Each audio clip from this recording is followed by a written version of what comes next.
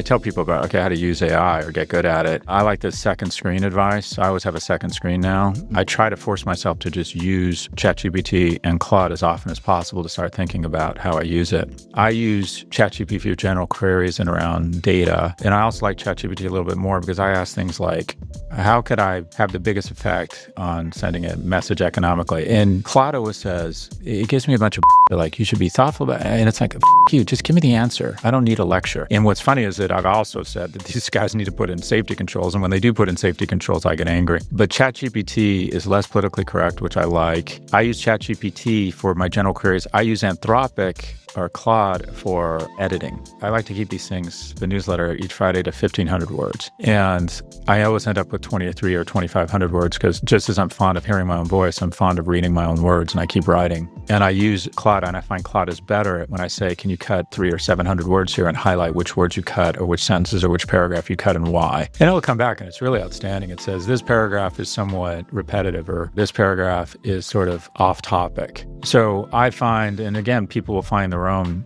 differences, but I think to not have both up and use both and compare them is not only not going to make your work better, you run more risk. Because what I find on a regular basis is this starts to hallucinate.